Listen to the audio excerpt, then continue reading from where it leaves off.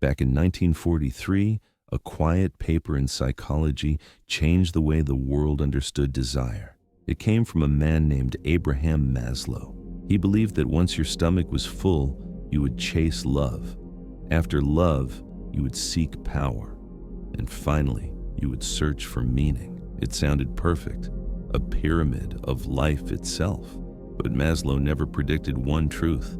Humans never stop wanting more. Think about it. You worked hard for that raise. You finally got that house. You earned that recognition. And yes, you felt satisfied, but only for a moment. Then suddenly, it wasn't enough. What if the very design of your brain means you can never feel complete? Picture it, a pyramid where every step you climb doesn't reveal an end, but another endless staircase above it. If you've ever wondered why happiness fades so quickly, the answer is hidden inside this pyramid.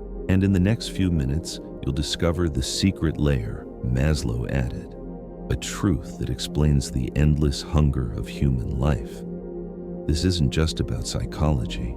It's about you, your dreams, and why you'll always want more. In 1943, psychologist Abraham Maslow released a paper that would change psychology forever. Inside it, he revealed the hierarchy of needs. At the base, food, water, shelter, the essentials for survival. Above that, safety. Then, love and belonging. Then, esteem. And finally, at the very top, self-actualization. The idea felt revolutionary. It was like a map of human desire. For the first time, human motivation could be seen as a pyramid, step by step, layer by layer, climb from survival to meaning. But here was the reality. Maslow admitted the pyramid wasn't perfect. Needs overlapped. Sometimes they regressed. A person could seek love but suddenly fall back to worrying about safety, or reach for self-actualization but still crave recognition. It was never just a ladder. It was a cycle. And cycles don't end. That was the hidden warning inside Maslow's model. A pyramid without a final step. A hunger that never stops. So what happened when humans actually started fulfilling those lower needs? What did the pyramid reveal when society finally climbed higher? By the 1950s, the world began to change. Economies were rising. Families had food on the table. Jobs brought security. And for the first time, people could look beyond survival. Attention shifted upward, from hunger to belonging, from safety to esteem. Communities grew stronger. Movements for equality and rights began. It was proof that once a need was met, the hunger for the next level only grew louder. But here came the surprise. Even when people reached the top, self-actualization, something was still missing. Maslow himself noticed it. By the late 1960s, he added another layer: self-transcendence, the drive to go beyond yourself, to serve others, to seek meaning larger than life itself. The pyramid was no longer finite. It stretched beyond the individual. It revealed that no matter how high you climbed, the hunger never ended. Every summit revealed a new peak above it, and still, fulfillment slipped away. So the question remained, why did satisfaction fade so quickly? Why did people who had everything still feel something was missing? By the 1990s, science gave a new answer. The problem wasn't just Maslow's pyramid. It was the brain itself. Neuroscience revealed that the brain's dopamine system doesn't reward having, it rewards wanting. The spike doesn't come when you own something. It comes when you chase it. That's why buying a new phone feels exciting for a moment. But within days, the thrill fades. You're already looking for the next one. This cycle has a name: the hedonic treadmill. The brain adapts so quickly that joy becomes temporary. Satisfaction shrinks. Desire grows. And the more you climb, the faster the steps vanish beneath you. Here was the real twist. The pyramid was never about reaching peace. It was about perpetual motion, a system designed to keep humans moving, chasing, wanting, not because something is missing, but because the brain is wired to never stop. And that raised a darker question. If the brain keeps us running, Could culture and society make the trap even worse? By the 2000s, desire was no longer private, it became a mirror. Economists studying happiness found a shocking truth. Your raise didn't matter if your neighbor's raise was bigger. Your car felt less special when the man next door drove a better one. The joy of achievement vanished the moment comparison began. Studies proved it. It wasn't just income that shaped satisfaction, it was social rank. Where you stood against others determined how happy you felt. Suddenly, humans weren't chasing just their own needs. They were chasing the chance to outpace others. Food, shelter, safety. These were no longer enough. The new hunger was status. To be seen as more, to be seen as higher. The pyramid steepened into a race. And this race was no longer about survival. It was about competition. Every step became a contest. Every victory measured against another. Wanting turned competitive, and the hunger sharpened. But this was only the beginning. Because a new force was about to join the game, and it would magnify comparison to levels the world had never seen. So what happens when technology joins this race? By the 2000s, the pyramid was no longer natural. It was weaponized. Social media didn't just reflect desire, it engineered it. Infinite scroll, likes, follows, all built with variable rewards, the same brain tricks used inside casinos. Every swipe was a gamble, every notification a hit of esteem, but only for seconds. Then the craving returned. This was not an accident, it was behavioral design. Silicon Valley had learned to feed the dopamine loops of the brain. The pyramid wasn't guiding people anymore. It was being guided by algorithms. Desire itself became a product, and the hunger Maslow mapped in 1943 was no longer organic. It was manufactured.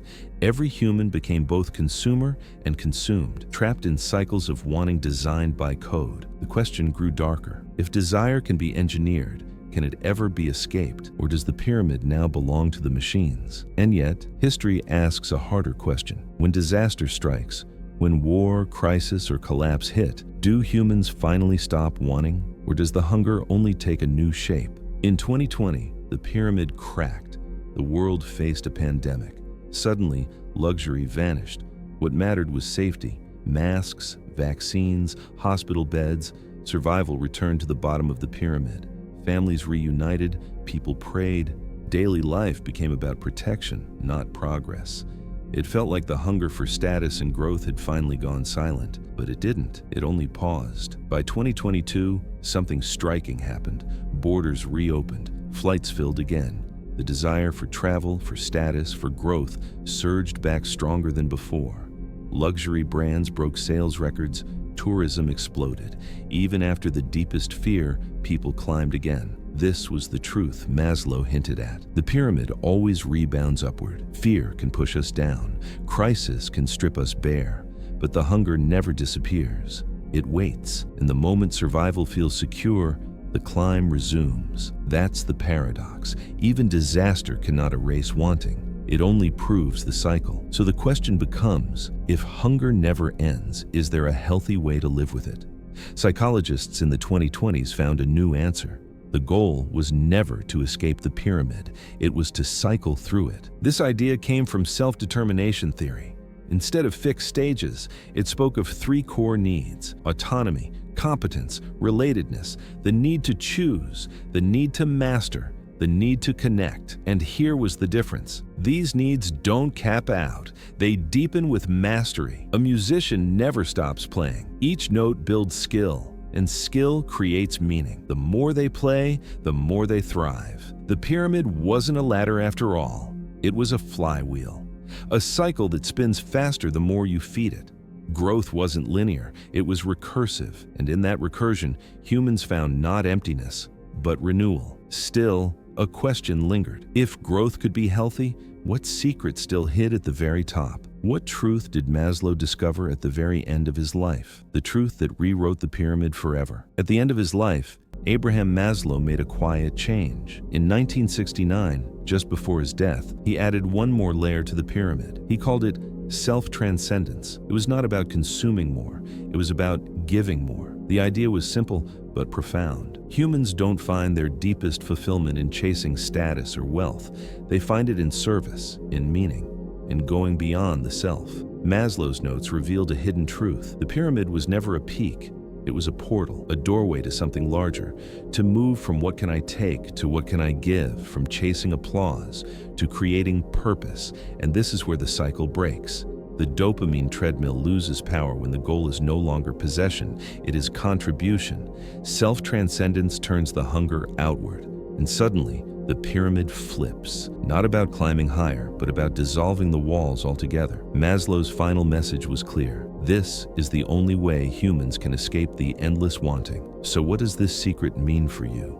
Right now, in your own life, the final truth is clear. Humans never stop wanting, because wanting itself is the design. The pyramid was never a finish line. It was a flywheel, a cycle that spins endlessly, turning desire into action, turning hunger into growth, from food to safety, from love to esteem, from self-actualization to self-transcendence. Each layer fuels the next.